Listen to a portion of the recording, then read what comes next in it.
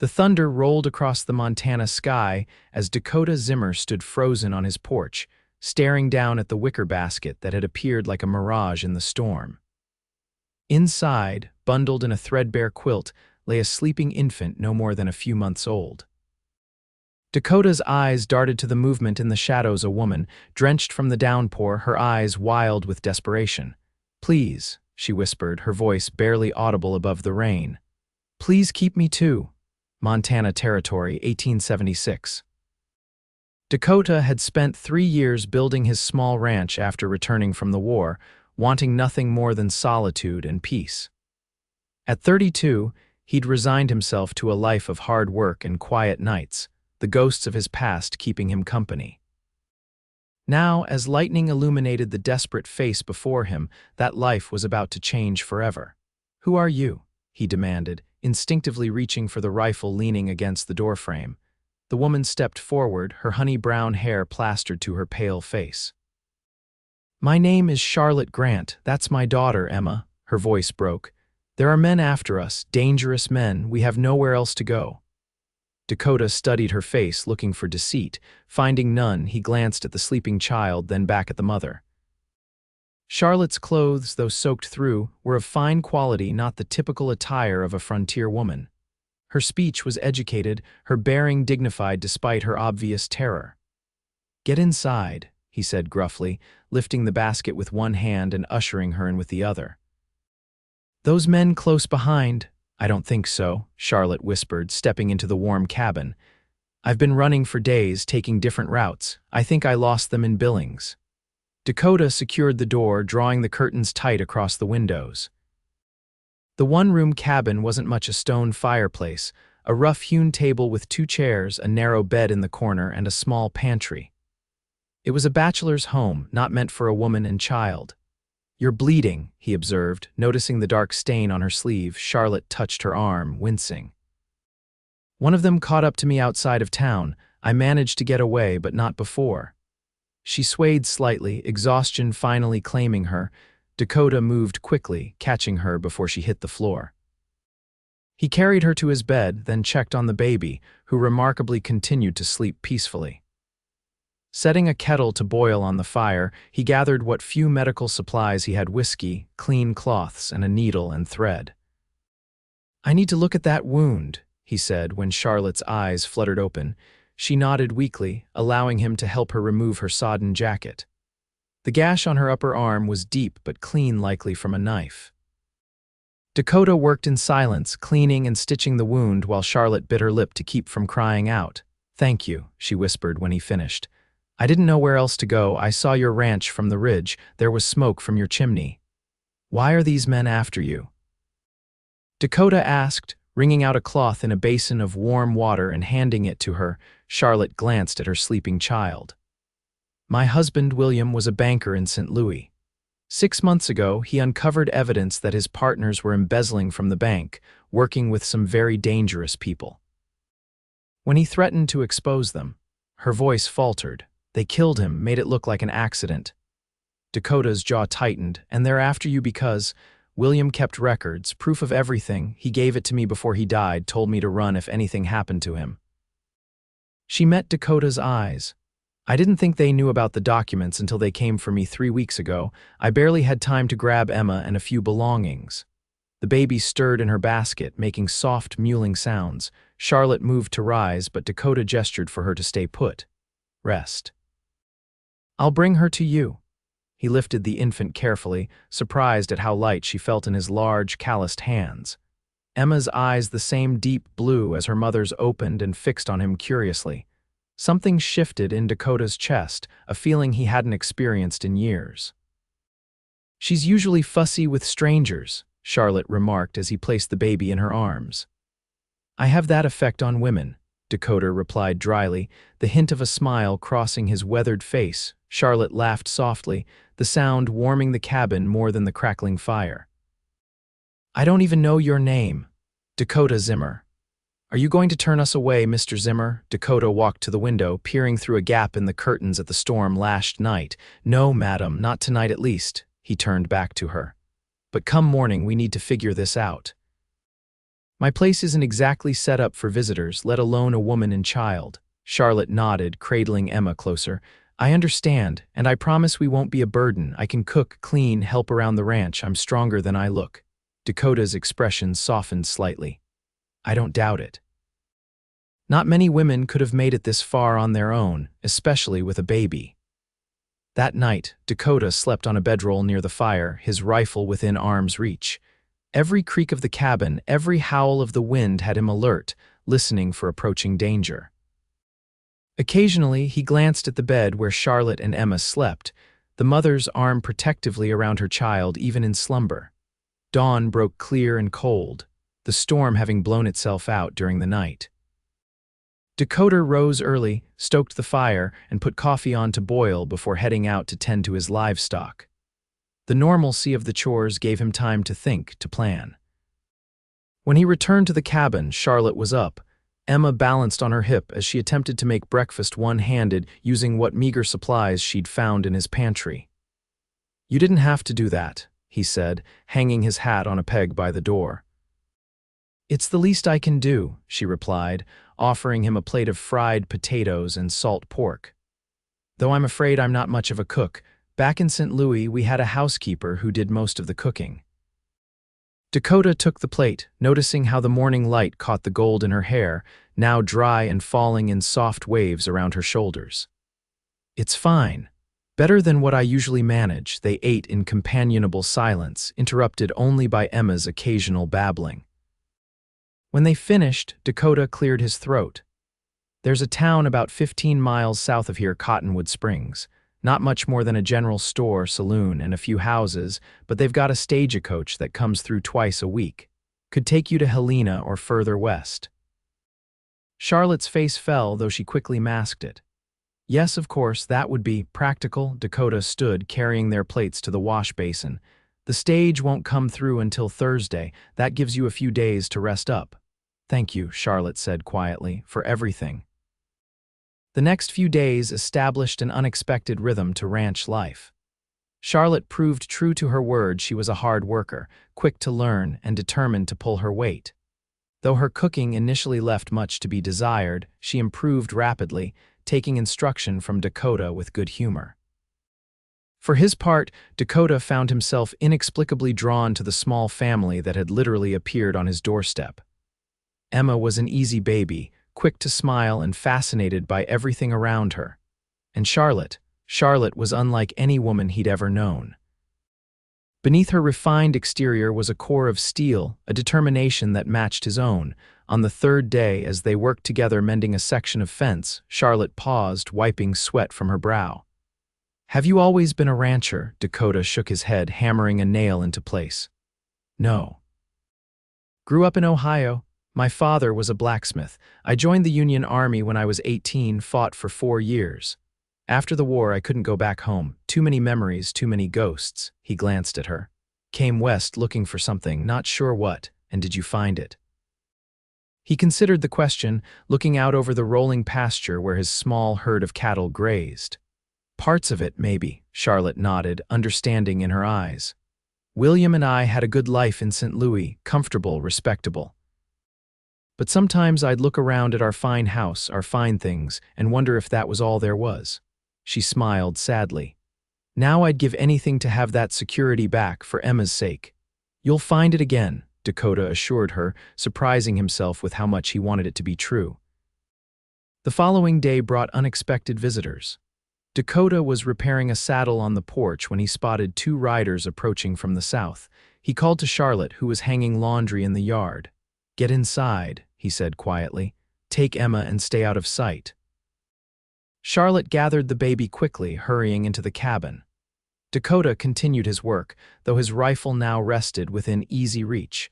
The riders, well-dressed men on expensive horses, reined in at the edge of his property. Afternoon, Dakota called, not rising from his seat. Afternoon, the older of the 2 replied. Hope we're not intruding. We're looking for a young woman traveling with an infant. Might have passed this way in the last week or so. Dakota's expression remained neutral. Haven't seen anyone fitting that description. Don't get many travelers out this way, especially not women with babies. The younger man, thin-faced with cold eyes, studied the cabin. Mind if we have a look around? The lady we're seeking is unwell. Her family's concerned for her safety. I mind considerably, Dakota replied, his hand now resting on his rifle. As I said, there's no woman here, just me. The older man smiled thinly. We'd be willing to compensate you for any inconvenience. Not interested in compensation. I'm interested in being left alone. Dakota stood slowly. Now, unless you're looking to buy cattle, I suggest you move on. The two men exchanged glances. The younger one started to speak, but his companion silenced him with a look. Very well, sorry to have troubled you. If you do happen to see a woman with a baby girl, the name's Charlotte Grant. Her father-in-law is most anxious to reunite with his daughter-in-law and grandchild. Dakota nodded curtly. I'll keep that in mind. He watched them ride away, not moving until they were specks on the horizon. Inside, he found Charlotte white-faced, clutching Emma tightly. They found me, she whispered. They suspect, but they don't know for sure, Dakota corrected, checking that his rifle was loaded. But they'll be back, and next time they won't be so polite about it. Charlotte sank into a chair. What am I going to do? They'll have men watching all the stage routes, the train stations. Dakota paced the small cabin, thinking, we need to get those documents to someone who can help, someone with authority. The territorial marshal in Helena, Charlotte suggested. William always said he was an honest man. Then that's where we'll go, but not by stage or train. Dakota began gathering supplies. We'll leave tonight cross-country. I know these mountains better than any city man. Charlotte looked up at him in surprise. We.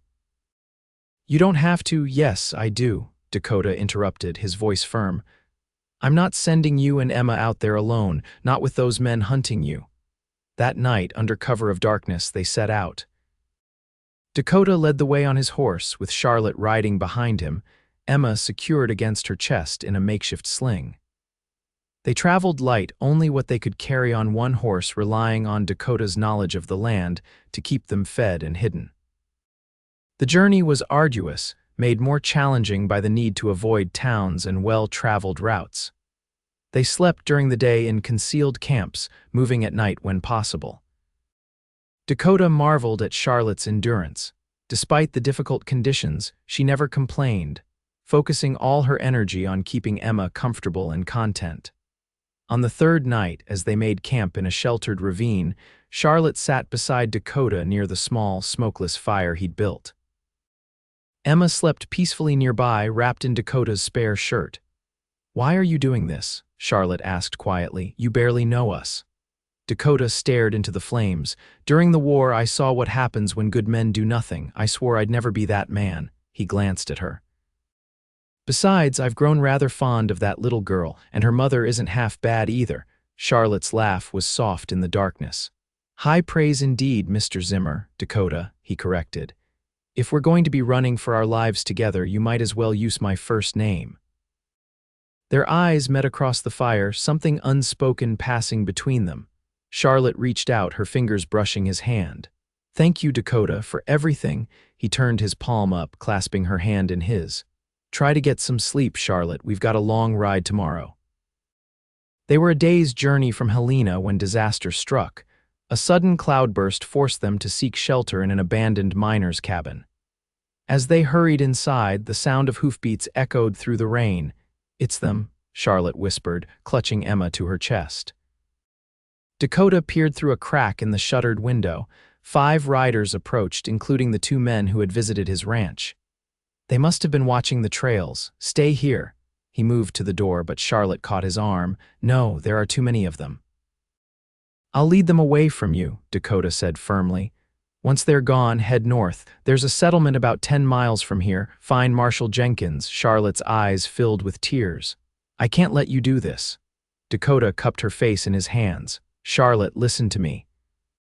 Those documents are more important than either of us. They're justice for your husband and they're Emma's future. He glanced at the sleeping baby. Take care of her. Before Charlotte could protest further, Dakota kissed her a brief, desperate press of lips that held a lifetime of unspoken possibilities. Then he was gone, mounting his horse and riding hard in the opposite direction from Helena. The ruse worked. The pursuers spotted Dakota and gave chase, assuming Charlotte and the baby were with him. For hours, he led them through treacherous terrain, using every trick he'd learned as a scout during the war. Finally, as dusk fell, he managed to lose them in a dense forest, doubling back toward Helena. Worry gnawed at him as he rode. Had Charlotte made it to the settlement? Were she and Emma safe? The questions drove him forward despite his exhaustion, pushing his horse to its limits. He reached Helena the following afternoon, making straight for the marshal's office. To his immense relief, Charlotte was there, Emma in her arms, deep in conversation with a gray-haired man Dakota assumed was Marshal Jenkins. "Dakota!" Charlotte cried when she saw him, rushing into his arms. Emma cooed in delight, reaching for him with chubby hands. "You made it," he breathed, holding them both close. "So did you," Charlotte whispered against his chest. "I was so afraid." Marshal Jenkins cleared his throat. "Mr. Zimmer, I presume Mrs. Grant has told me quite a story. If these documents are authentic, and I have no reason to doubt they are, we're looking at corruption that extends from St. Louis all the way to the territorial government." Dakota nodded grimly. "And those men won't stop coming after her." "No, they won't," Jenkins agreed. "Not unless we stop them first." He tapped the papers spread across his desk. "I'm telegraphing the federal authorities in Washington today. In the meantime, I suggest you both remain under protection." For the next 2 weeks, Dakota and Charlotte stayed in a small house at the edge of town, guarded by deputies. The federal investigators arrived promptly, launching a sweeping investigation that resulted in multiple arrests, including those of the men who had pursued them. As the danger passed and justice took its course, Dakota found himself facing an unexpected dilemma. His ranch waited for him, but the thought of returning to that solitary existence no longer held appeal. Charlotte, too, seemed uncertain of her next steps. "The investigators say I should be able to recover most of William's assets," she told Dakota one evening as they sat on the porch of their temporary home. Emma slept inside, finally settled after a day of attempting to crawl. "I could go back to St. Louis, start over." Dakota nodded, trying to ignore the tightness in his chest. "You'd be comfortable there. Emma would have all the advantages." Charlotte studied his face in the fading light. "Is that what you think I should do?" "I think." Dakota paused, struggling to find the right words. "I think you should do whatever makes you happy." "And what about you? Will you go back to your ranch?" He looked out at the sunset, painting the Montana sky in shades of gold and crimson. That was the plan. Charlotte reached for his hand, her touch sending warmth through his entire body. "What if there was a different plan? One that didn't involve either of us being alone anymore?" Dakota turned to her, hope rising in his chest. "What kind of plan did you have in mind?" "One where I help you turn that bachelor cabin into a proper home. Where Emma grows up with open skies and room to run." Charlotte's eyes shone with emotion. "One where we build something together, Dakota, something real." He drew her close, his voice rough with feeling. "Are you sure? Life on a ranch isn't easy, Charlotte. It's not St. Louis." "I've never been more sure of anything," she whispered. "These past weeks have shown me what matters, and it's not fine houses or society gatherings. It's having someone to rely on, someone to love." She touched his face gently. "I think I started falling in love with you the moment you opened your door to us in that storm." Dakota kissed her then, pouring every unspoken emotion into it. When they finally broke apart, he rested his forehead against hers. "I never thought I'd have a family again. Never thought I deserved one." "You deserve everything, Dakota Zimmer," Charlotte said firmly, "and so much more than I can give you." "You've already given me more than I ever dreamed possible," he replied, holding her close as the last light faded from the sky. They returned to the ranch a week later, the cabin looking small and neglected after their absence. But as Emma squealed with delight at the sight of a wildflower meadow and Charlotte surveyed the land with bright, eager eyes, Dakota saw it through new eyes, not as a solitary refuge, but as a home waiting to be built. Over the following months, the cabin transformed. Dakota added 2 rooms, a proper bedroom, and a nursery for Emma. Charlotte planted a vegetable garden and arranged for chickens to be delivered from town. The pantry filled with preserves and dry goods, the rough-hewn furniture softened with cushions and quilts. Word spread through the nearby communities of the rancher who had stood against corruption, and of the brave woman who had traveled across the territory to bring criminals to justice. Neighbors who had previously kept their distance began to visit, bringing welcome gifts and staying for Charlotte's increasingly impressive meals. In the spring, exactly 1 year after that stormy night when a desperate mother had whispered, "Please keep me too," Dakota and Charlotte were married under the big cottonwood tree beside the creek. Emma, now walking and chattering in her own special language, scattered wildflower petals with enthusiastic abandon. "I never thought I'd find happiness again after William died," Charlotte confessed that night as they stood on the porch of their home, watching the stars emerge. "I was just trying to survive, to keep Emma safe." Dakota wrapped his arms around her from behind, resting his chin on top of her head. "And I never thought I'd find it at all. Then you showed up on my doorstep." Charlotte turned in his embrace, her eyes reflecting the starlight. "Thank you for keeping us." "Thank you for staying," he replied, kissing her softly as Emma's contented sighs drifted through the open window. In the years that followed, the Zimmer ranch prospered. The small herd grew, and so did the family. 2 years after their wedding, Charlotte gave birth to a son they named William Dakota Zimmer, honoring both the past and the future. 2 years after that, twin girls Sarah and Margaret completed their family. The cabin expanded into a proper ranch house, with a wide porch wrapping around 3 sides and a large kitchen where Charlotte taught Emma and later her siblings the cooking skills she had mastered. Dakota built a swing from the branch of the cottonwood tree, delighting in the children's laughter as they soared toward the endless Montana sky. There were hard times, of course, harsh winters, dry summers that threatened the crops, the usual challenges of frontier life. But they faced each difficulty together, their bond strengthening with every obstacle overcome. On summer evenings, when the chores were done and the children were playing in the yard, Dakota and Charlotte would often sit together on the porch, her head resting on his shoulder as they watched the sun set over the land they both loved. "You ever regret it?" Dakota asked once. "Not going back to St. Louis. The children could have had so much more there." Charlotte smiled, watching as Emma, now a confident young girl of 9, taught her younger siblings how to make daisy chains. "They have everything they need right here: a home, safety, parents who love them."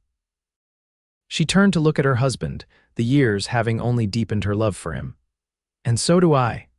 Dakota kissed her then, still marveling at how a single moment of compassion in a storm had changed his life so completely.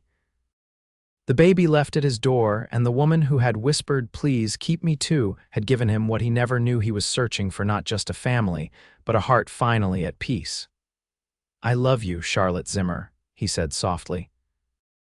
"And I love you, Dakota Zimmer," she replied, sealing the words with a kiss as the Montana twilight deepened around their home, their haven in the wild west they had built together.